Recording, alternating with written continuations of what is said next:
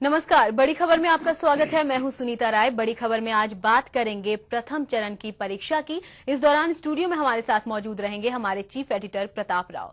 दरअसल गुजरात चुनावों में कल प्रथम चरण की परीक्षा होने वाली है। 13 दिसंबर को कल वोटिंग होना है और जो पहला फेज है इसमें सौराष्ट्र और दक्षिण गुजरात की कुल 87 सीटों पर चुनाव लड़े जाने हैं। बहुत अहम माना जा रहा है ये इलाका, क्योंकि केशुभाई पटेल का पटेल बहुल इलाका है ये, जहां केशुभाई पटेल का खास प्रभाव देखा जाता है।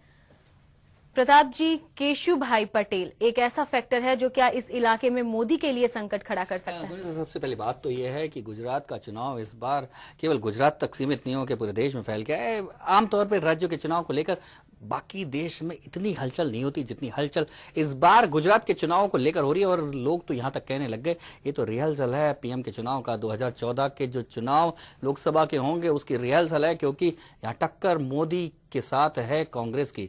और कांग्रेस ने अब नाना करते हुए वो उसके सारे नेता उतार ही दिए। पीएम से लेकर राहुल गांधी तक, सोनिया गांधी तक, सब सारे के सारे नेता उस मैदान में उतर आए। सीधी टक्कर है और टक्कर ये मानी जा रही है कि मोदी को यदि यहां पटक नहीं दे दी तो मोदी दिल्ली तक आने का रास्ता जो है वो बंद हो जाएगा। और मोदी भी इस कोशिश में है कि यहां के रास्ते को क्लियर करके दिल्ली तक पहुंच जाए, इसलिए बड़ा इंपॉर्टेंट हो गया है इस बार। एक बात तो ये, लेकिन मोदी के साथ दिक्कत सबसे बड़ी बात यह है कि अगर केशुभाई ने उनका साथ नहीं छोड़ा होता तो मोदी निष्फिक्र होकर घोषणा करते फिरते कि मैं तो दिल्ली जा रहा हूं।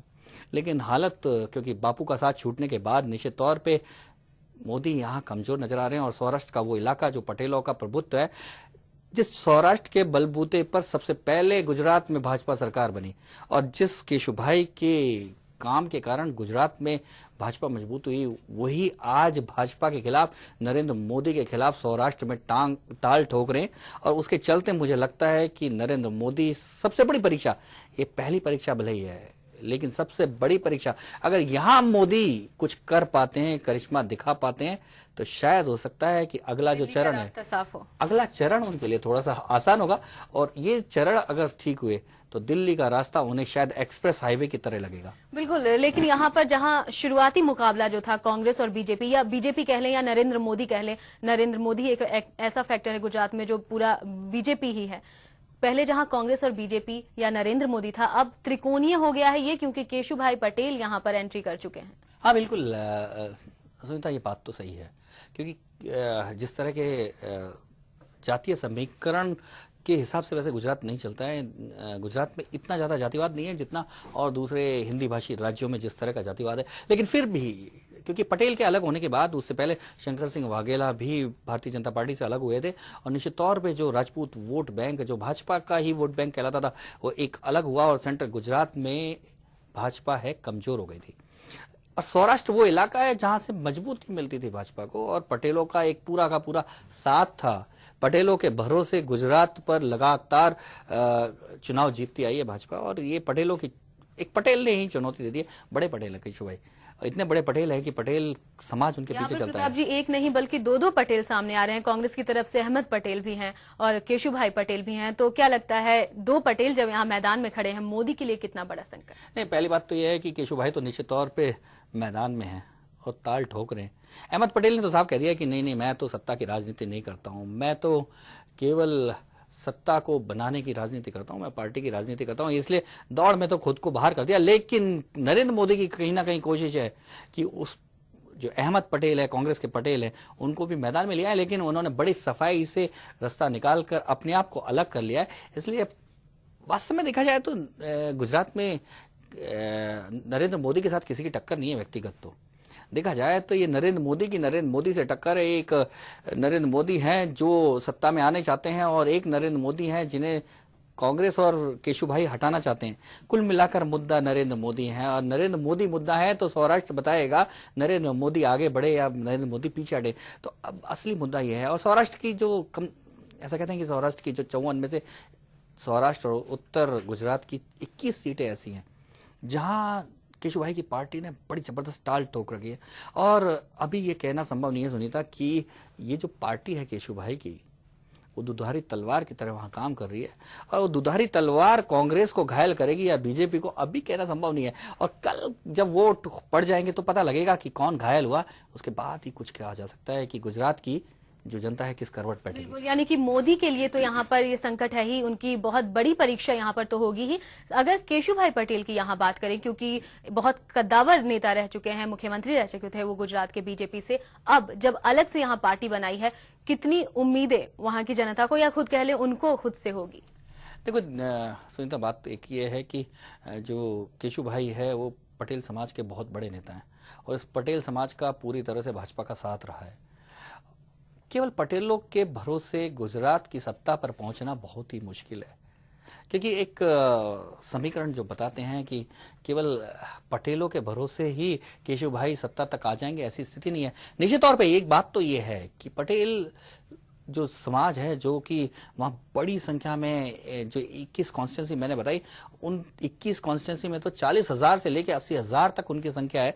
ऐसी 21 कॉन्स्टिट्यूंसी में तो निश्चित तौर पे सौराष्ट्र की बहुत बड़ी अहमियत रखते हैं। वो रिजल्ट को उलट पुलट कर सकते हैं, लेकिन खुद जीत के आ जाएं ऐसी स्थिति नहीं है। बिल्कुल, तो यहाँ पर गुजरात चुनाव के कल प्रथम चरण में पहली परीक्षा होनी है और बहुत बड़ी परीक्षा, अग्नि परीक्षा इसे मान सकते हैं, क्योंकि 54 सीटें हैं सौराष्ट्र में अकेले और कुल मिलाजुलाकर कल 87 सीटों पर मतदान होना है। यहाँ जहां मोदी और कांग्रेस आमने सामने है ही, वहीं केशु भाई पटेल परिवर्तन का नारा लिए गुजरात परिवर्तन पार्टी के साथ भी अखाड़े में है। देखने वाली बात होगी, आगे भी चर्चा करेंगे। फिलहाल रुकते हैं एक छोटे से ब्रेक के लिए।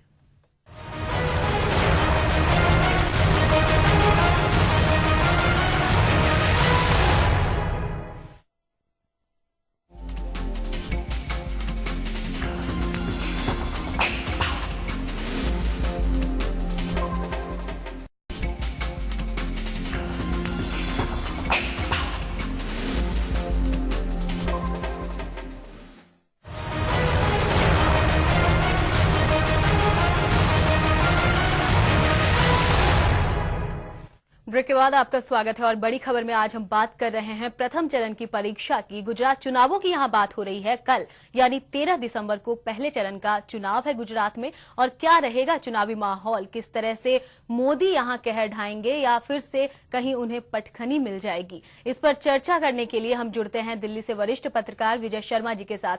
विजय जी, स्वागत है आपका। नमस्कार विजय जी, कल पहले चरण का चुनाव हो रहा है गुजरात में, क्या लगता है आपको, क्या पहला जो स्वरूप आएगा, कल जो वोटिंग होगी, वो कितना क्या निर्णायक मोड़ ले सकती है पूरी कहानी में?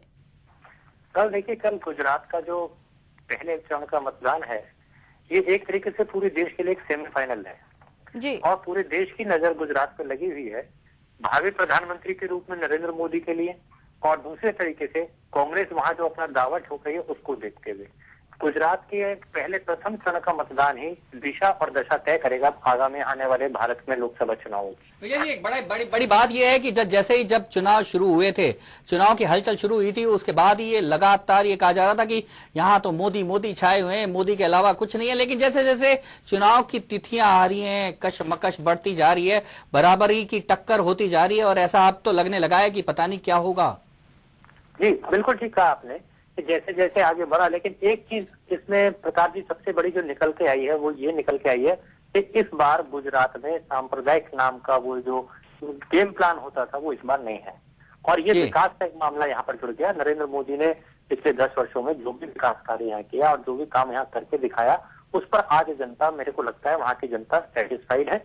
और कांग्रेस और जो और परिवर्तन दल वगैरह वहां पर कर रहे हैं, वो कितना कुछ नुकसान मोदी को कर पाएंगे ये तो आगे आने वाला समय बताएगा। लेकिन कल प्रथम चरण के मतदान में गुजरात में नरेंद्र मोदी की स्थिति काफी अच्छी है।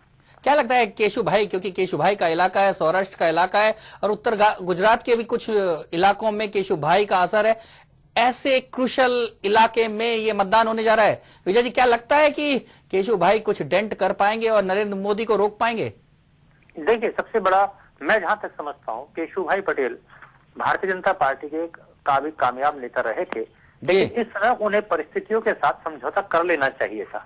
लेकिन जहां केशु भाई पटेल को इस समय, जहां एक तरफ देखिए पूरा देश नरेंद्र मोदी को प्रधानमंत्री के रूप में देख रहा है, और वहीं गुजरात में यदि केशु भाई पटेल इस तरीके का कार्य कर रहे हैं और बाई चांस अगर उनकी पार्टी कोई मजबूत दौर वहां पर नहीं लगा पाई, तो मैं समझता हूँ केशु भाई पटेल की जो पूरी भारतीय जनता पार्टी के लिए उनकी बुनियाद थी, जो उन्होंने शुरू से मजबूत करी थी, वो जरूर कहीं ना कहीं कमजोर होती नजर आएगी।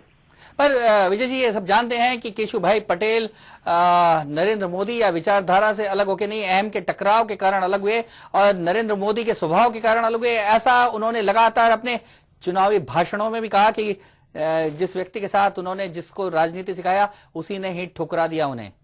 ये तो राजनीति की, प्रताप जी, बहुत बड़ी एक बिसात है। जी जी राजनीति का सबसे बड़ा एक पहलू यह है, चाहे वो दिल्ली में लगाए चाहे पूरे देश में कहीं लगाए, कि राजनीति में जब किसी को लाया जाता है तो उसको शिष्य बना के लाया जाता है, लेकिन जब उसके स्टार आगे बढ़ते हैं तो वो गुरु गुना होकर के गुरु घंटाल बन जाता है।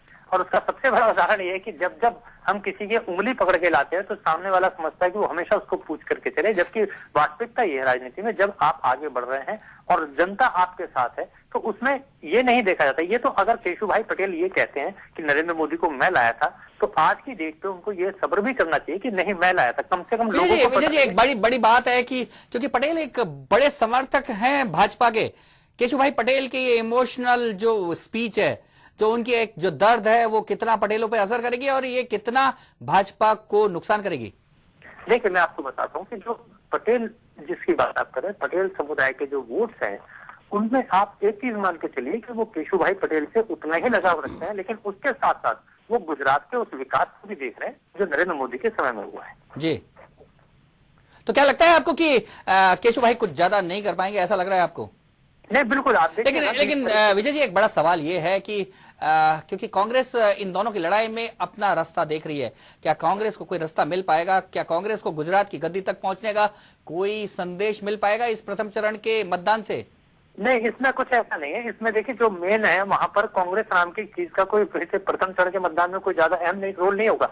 वहां पर इस समय केशुभाई पटेल वर्सेस नरेंद्र मोदी का चल रहा है और ये बीजेपी का आपसी वो है। अगर उसमें 1, 2, 4 सीटें कांग्रेस इस बंदर बाट में ले जाती है तो उसमें कोई ज्यादा वो बात नहीं है, लेकिन फिर भी मैं ये मानता हूँ कि पटेल जो समुदाय है, जो सौराष्ट्र पे पूरी जनता देख रही है, वहां यही सबसे पहले प्रथम चरण के मतदान में निकल के आएगा कि केशुभाई पटेल वहां कितने सशक्त हैं या मोदी वहां कितने सशक्त हैं।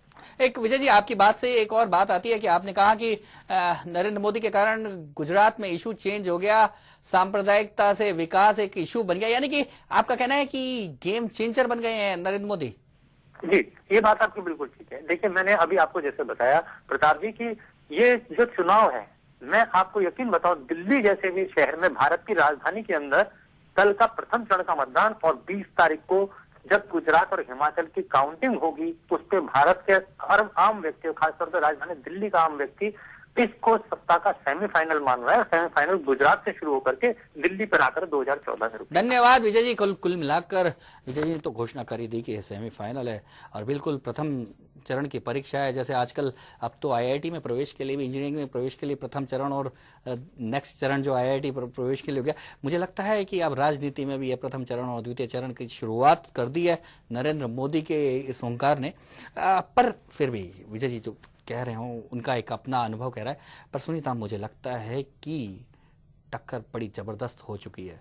गुजरात में नरेंद्र मोदी जिस तरह से निर्बाध 1 दशक से लगातार चुनाव जीतकर और अपने रथ को हाँके जा रहे थे, इस बार रथ कुछ धीमा पड़ता हुआ नजर आ रहा है और कहीं कहीं हो सकता है कि प्रथम चरण के कल जो मतदान के ट्रेंड है उससे पता लगेगा क्या नरेंद्र मोदी के रथ का पहिया भी कहीं फंसता हुआ दिखाई देगा। बिल्कुल, तो नरेंद्र मोदी जहां विकास के दावों के साथ आगे बढ़ रहे हैं, वहीं पिछले 1 दशक से अपनी बारी का इंतजार कर रही कांग्रेस भी घात लगाए बैठी है। वहीं अब मैदान में केशुभाई पटेल भी हैं। देखना दिलचस्प रहेगा, आगे भी चर्चा करेंगे, लेकिन फिलहाल रुकते हैं एक छोटे से ब्रेक के लिए।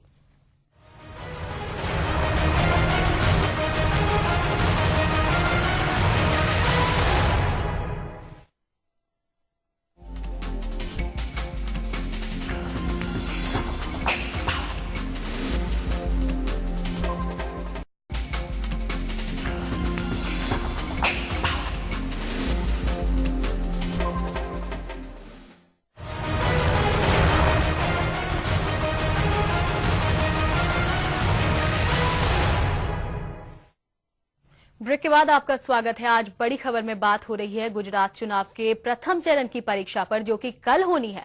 कल 87 सीटों पर, जो कि दक्षिण गुजरात और सौराष्ट्र का इलाका है, वहां वोटिंग होनी है।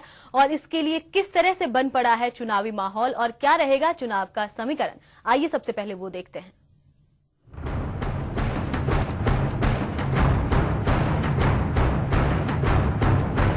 गुजरात के चुनावी समर में अब प्रथम चरण की परीक्षा होने जा रही